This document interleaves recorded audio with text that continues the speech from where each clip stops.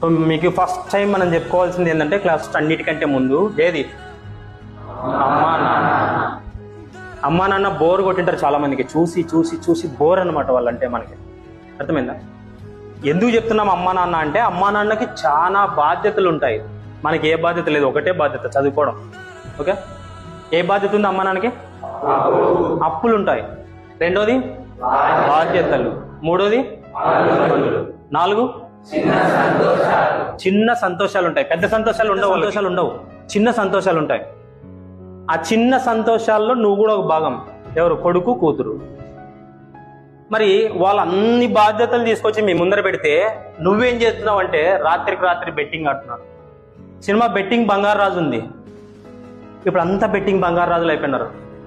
Online game ఆడతారు, ఏదేదో డబ్బులు వేసి ఆడుతుంటారు, గేమ్స్ ఆడి లాస్ట్కి చిన్న చిన్న రుణాలు తీసుకుంటారు, అప్పులు తీసుకుంటారు సెల్లోనే. 30,000, 40,000, 40 లక్షలు తీసుకున్నారు వాడు అప్పులు.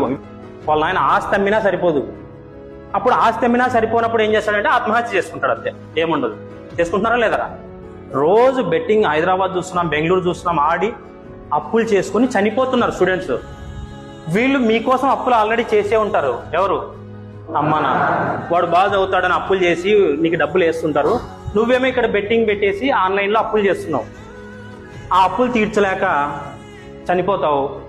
ఇప్పుడు పెట్టిన అప్పులు తీర్చలేక నువ్వు చనిపోయినటువంటి ఆ బాధని భరించలేక పేరెంట్స్ చచ్చిపోతున్నారా? చనిపోతున్నారా? బాధపడుతున్నారా? బాధపడలేదా? సో మరి మనం అప్పులు చేద్దామా? ఆన్లైన్ గేమ్స్ ఆడదామా? సో మనం రియల్ హీరోలు ఎవరంటే వీళ్ళే. పక్కోళ్ళని ఇష్టపడతాం, పక్కోళ్ళకి రక్తాభిషేకాలు చేస్తాం, హీరోకి పాలాభిషేకాలు చేస్తాం, రాజకీయ నాయకులకి పాలాభిషేకాలు చేస్తాం, కుండలు తెచ్చి. ఫస్ట్ వీళ్ళకి మనం చేయాల్సింది, మీ హీరోలు వీళ్ళు బాగున్న తర్వాత నీ అభిప్రాయాలు పంచుకోవాలా. ఓకే, మరి అప్పులు చేసుకున్నామా వద్దా? ఆన్లైన్ అప్పులు చేద్దామా వద్దా?